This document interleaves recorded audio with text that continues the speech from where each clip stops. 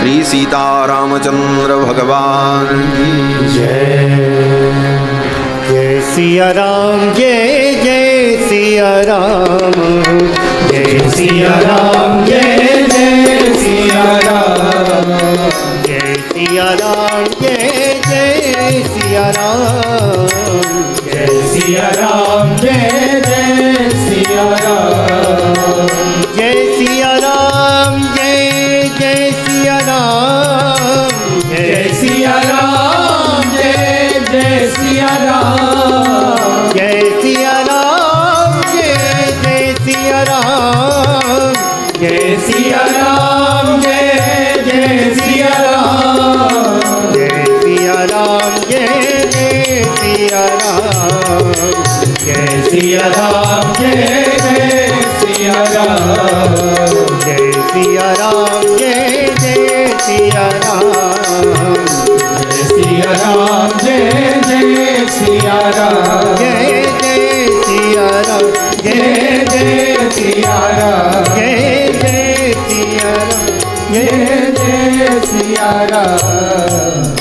श्री सीतारामचंद्र भगवान की जय। कथा के इस सत्र में श्री वृंदावन के परम विद्वान भागवत के और श्री राम कथा के परम प्रसिद्ध श्रेष्ठ वक्ता डॉक्टर श्याम सुंदर पाराशर जी महाराज कृपा करके पधारे। आपका भी अभिनंदन, स्वागत। बंधुओं,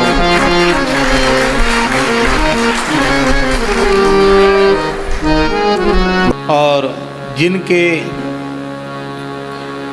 सुललित कंठ से निसृत श्लोक श्रवण करके रोमांच हो जाता है, हृदय खिल उठता है, ऐसे हमारे वृंदावन की शोभा, वृंदावन की विभूति डॉक्टर श्री श्याम सुंदर जी पाराशर। इनका भी दास के प्रति बहुत प्रेम है, बहुत लंबे समय से प्रेम है। धर्म संघ वाले गुरु जी के नाते ये भी हमारे गुरु भाई हैं, क्योंकि आप भी गुरु जी के ही विद्यार्थी हैं। और हमारे अयोध्या की महान विभूति पंचरसाचार्य पूज्य हर्षण कुंज वाले सरकार के आप साक्षात कृपा पात्र हैं। तो ऐसे महावंश प्रसूतस्य वशिष्ठ व्यपदेशिना, तो ऐसे सद्गुरु आपको प्राप्त हैं। ऐसे श्रद्धे पाराशर जी को भी हम प्रणाम करते हैं। गुरुवत गुरु पुत्रेषु, इस भाव से गुरु जी के पुत्र हैं, उनको भी हम प्रणाम करते हैं। मलुक पीठाधीश्वर महाराज श्री का दिव्य आशीर्वचन हम सभी लोगों को प्राप्त हुआ।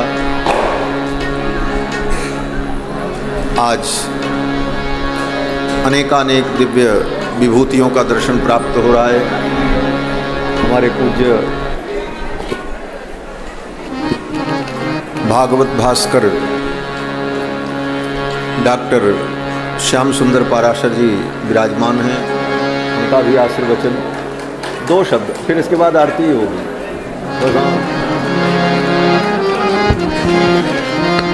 बोल वृंदावन बिहारी लाल की जय। श्रीमद्भागवत महापुराण की जय। श्री गौरी गोपाल भगवान की जय। समस्त संत वैष्णव भगवान की जय। जय जय श्री राधे।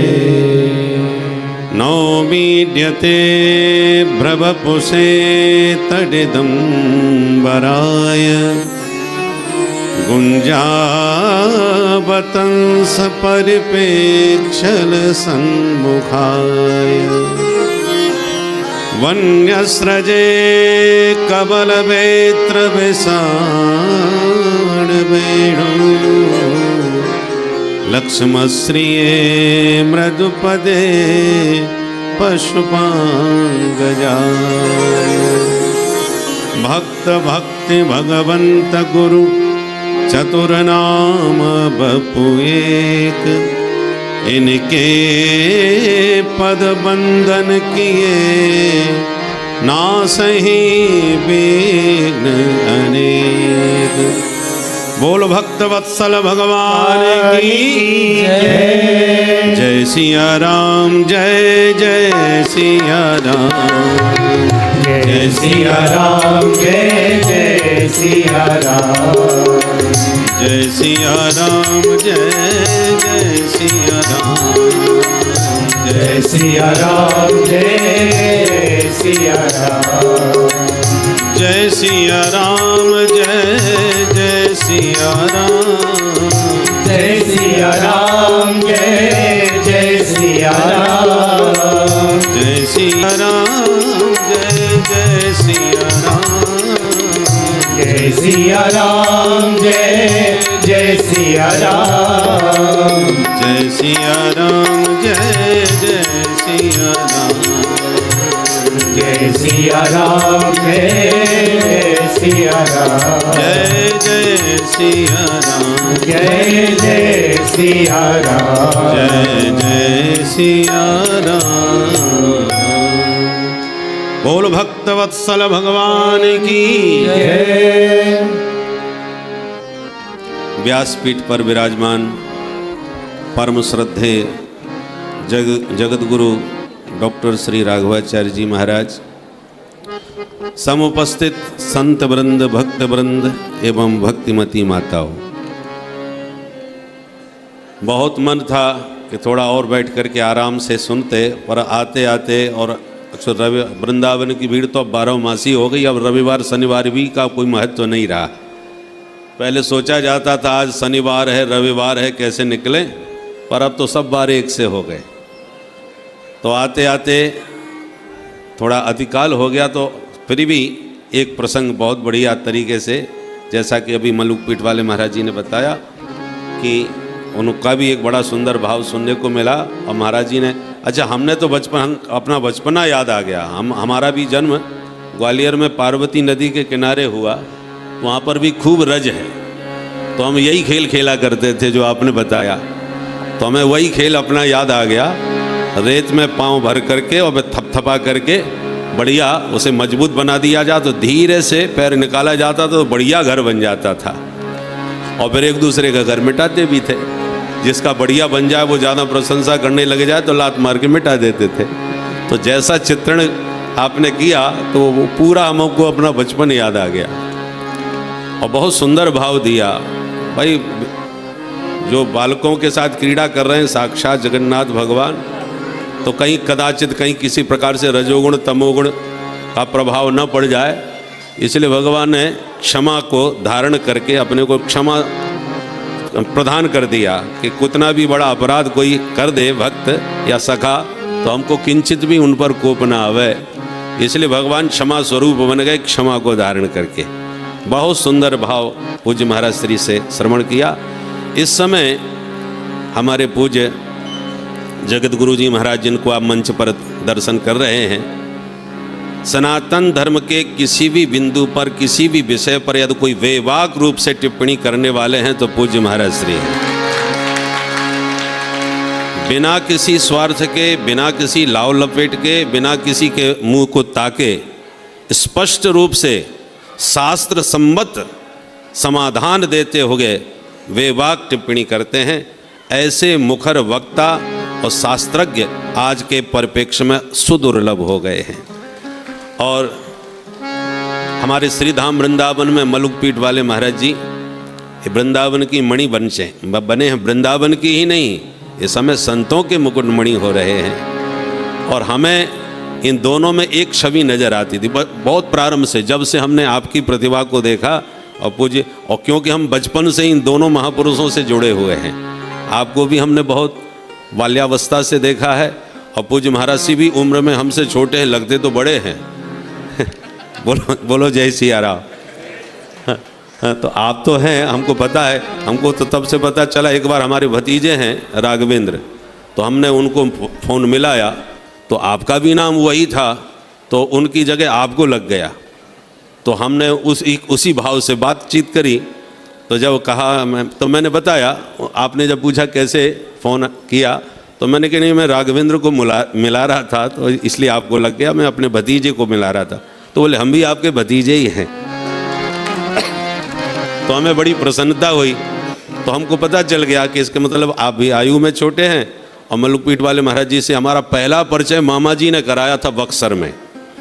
जब हम मामा जी ने कई बार हमसे कहा कि एक बार बक्सर में विवाह में आइए किशोरी जी के, तो हम हमारे एक साथी थे, उनको साथ में लेकर के हम गए। तो जैसे ही हम ट्रेन में चढ़े मथुरा में, उसी समय पूज्य मलुकपीठ वाले महाराज जी भी चढ़े, उनके गुरुदेव भी साथ में थे।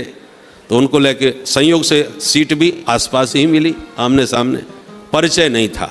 तो हम केवल देखते हुए अपने साथी से कह रहे थे, देखो ये ब्रह्मचारी बालक कौन है, कितनी बढ़िया अपने गुरुदेव की सेवा कर रहे हैं, कितनी उनका ध्यान रख रहे हैं। तो हम आपस में टिप्पणी करते जा रहे थे। परंतु जब बक्सर में ट्रेन रुकी तो हम उतरे, तो महाराज जी भी उतरे। हमने कहा अच्छा ये तो अपने साथी चढ़े थे, अपने साथी उतरे भाई। फिर हमने मामा श्री को फ़ोन किया कि महाराज हम आ गए स्टेशन पर, कहाँ जाएं? तो उन्होंने कहा अमुक नंबर की गाड़ी बाहर खड़ी है, आप उसी में आके बिराज जाइए। हम जा कर के आगे गाड़ी में बैठ गए। महाराज जी आए तो गुरुदेव को लेके वो भी गाड़ी में उसी में बैठ गए। हमने कहा ये तो अपनी ही गाड़ी में बैठ गए भाई। अब परंतु अभी तक कोई परिचय नहीं, कोई राम राम नहीं। जब पहुँचे उसी गाड़ी में तो मामा जी डंडा लिए खड़े थे द्वार पर, बोले आइए आइए। तो जब परिचय कराया तो हमको महाराज जी का परिचय दिया, ये कि पूरा नाम से, और गुरुदेव भगवान का भी परिचय दिया। तो मैंने प्रणाम किया, वहाँ जा कर के प्रणाम किया।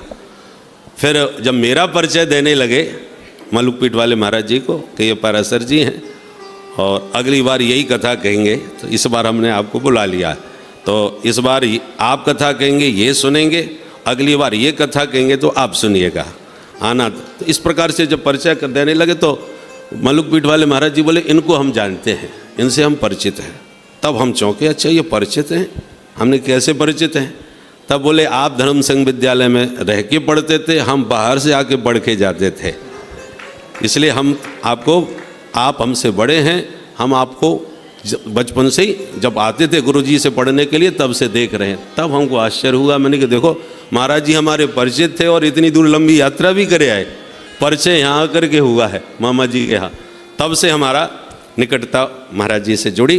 तो जब से हम महाराज जी से जुड़े और जब से आपकी प्रतिभा से परिचित हो गए, तो हम दोनों महापुरुषों में ने कि एक अयोध्या के मुकुटमणि हैं और एक श्रीधाम वृंदावन के मुकुटमणि हैं।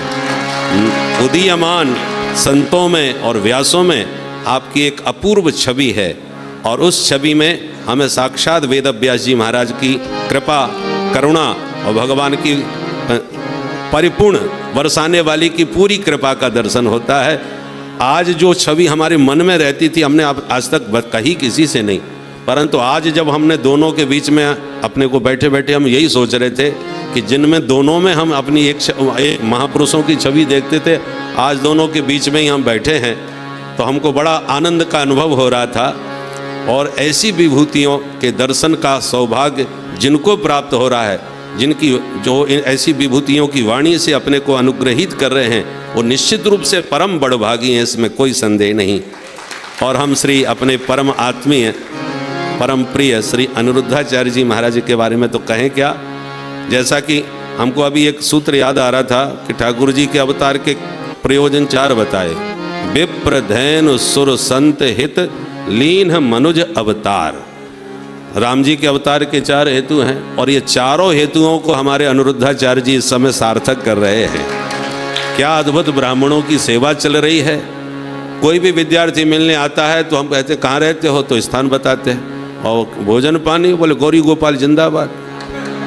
सभी विद्यार्थियों के मुख से यही शब्द सुनते हैं, बोले हमारा भोजन की तो कोई चिंता ही नहीं है वृंदावन में। कैसी अद्भुत, माने हम लोगों को मन में सोचते हैं कि एक दिन का भंडारा कराने में पसीना छूट जाते हैं, रात में ठीक से नींद नहीं आती कि कल भंडारा है, और यहाँ तो अखंड भंडारा, वो भी 12 मास चल रहा है। ठाकुर जी ने इनको कितनी शक्ति और सामर्थ्य दी है, और शक्ति सामर्थ्य बहुतों को मिलती है, पर उसकी सार्थक उपयोगिता सब लोग नहीं कर पाते, जो हमारे श्री अनिरुद्धाचार्य जी कर रहे हैं। ब्राह्मणों की भी सेवा, विप्र और धेनु। आपकी हमने गौशाला का भी दर्शन किया। डॉक्टर साहब जो आपकी गौशाला देखने आते थे, वो जब कभी हमारे यहाँ भी कोई गाय अस्वस्थ हो जाए तो देखने आते थे, तो उनके मुख से हम बार बार प्रशंसा सुनते थे कि महाराज वहाँ तो गाय भी काजू बादाम छान रही हैं। हमने कहा अच्छा, तो हमको बड़ी उत्कंठा हुई, हमने दर्शन किए तो वास्तव में गाय का स्वरूप देख करके ही पता चल जाता है गाय कितनी प्रसन्न है। तो ब्राह्मणों का गायों की सेवा, और इस समय हमारे इस समय जो अभी मैंने दर्शन नहीं किए हैं, अब करूँगा दर्शन। हमको कुंभ में कार्ड तो मिल गया था, पर तब से अब आना हुआ हमारा वृंदावन में, और आते ही फिर अपना कार्यक्रम चालू हो गया अष्टोत्तर शत, उस समय व्यस्त रहे। तो हमने क्या, जो होली तो प्रतिष्ठा तो हो ही गई है और उत्सव चल ही रहा था। जब हमको पता चला 12 तारीख से कथा और 18 तक चलेगी, तब हमने निश्चिंतता से फिर दर्शन आराम से करेंगे। तो ठाकुर जी का भी, देवताओं का भी अभ्यर्चन विधिवत हो रहा है, ब्राह्मणों का भी, गायों का भी, और साधु संतों की सेवा भी आप प्रत्यक्ष देख ही रहे हैं। तो ठाकुर जी ने इनको ही विप्र धैनु सुर संत हित के लिए ही मानो भेजा है इस कलिकाल में, और आपके द्वारा इसी प्रकार से संत सेवा, गुरु सेवा, ब्राह्मणों की सेवा और उनका आशीर्वाद ही सबसे बड़ा कवच है। गोस्वामी जी महाराज ने भी कहा है विप्र पद पूजा, और वो कवच आपके पास है, और विनम्रता के माध्यम से वो पात्रता भी आप में दिखाई देती है। पात्रता धनम आपनोति और धना धर्मम ततः सुखम। पात्रता के अनुसार प्रभु धन देते हैं, और धन वही सार्थक होता है जो धर्म में, सत्कर्म में लगे, और सत्कर्म का फल है परम सुख, परम विश्राम, जीवन का परम लक्ष्य की प्राप्ति, वो आपके माध्यम से हो रही है। मैं तो पहली बार इस भव्य भवन का दर्शन कर रहा हूँ। सर्वत्र आपकी यह सुंदर छवि देख देख करके बड़ा मन प्रसन्न हो रहा है, और इतना बड़ा विशाल भवन, सत्संग और ऐसे महापुरुषों का भी मंच पर एक साथ दर्शन, सब देख करके आपका जीवन सार्थक लग रहा है। भगवान ऐसी शक्ति, सामर्थ्य और साहस सबको दें, ऐसी प्रभु के चरणों में प्रार्थना है। हम बारंबार श्री अनिरुद्धाचार्य जी को भी हम आशीर्वाद भी देते हैं, क्योंकि हमारे अनुज हैं, छोटे भाई हैं, और सबसे बड़ी विशेषता हम इनकी ये देखते हैं कि इनमें स्फूर्ति सदैव बनी रहती है। इतने काम करने के बाद में महाराज, जैसा पूज्य महाराज जी कह रहे थे, कितने शिथिल हो गए, क्योंकि बहुत अधिक श्रम करते हैं, इसमें कोई संदेह नहीं। पर आपके अंदर अभी भगवान की पूरी कृपा है, और इतनी सबसे ज़्यादा एक एक काम अपने आप में कठिन है, गायों की सेवा, ब्राह्मणों की सेवा, साधु सेवा, परंतु ये सब सेवाएं करते हुए भी आप स्वस्थ और प्रसन्न और स्फूर्ति युक्त दिखाई पड़ते हैं। हर जगह हाजिरी। पूज्य धर्म संघ वाले गुरु जी का जन्मोत्सव था, उसमें भी यहाँ से कथा के बाद तुरंत पहुँच करके हाजिरी लगाई। तो मैं देखता हूँ कि भगवान ने कितनी शक्ति दी है कि यथाशक्ति सब जगह अपनी उपस्थिति से सबको प्रसन्न रखने का प्रयास करते हैं। ये और भी आपकी बहुत बड़ी विशेषता है। भगवान आपको ऐसी शक्ति, सामर्थ्य सदैव बना के रखें, ऐसी शुभकामना। और पूज्य महाराज श्री के चरणों में व्यासपीठ पर प्रणाम करते हुए वाणी को विराम देता हूँ। बोल वृंदावन बिहारी लाल की जय।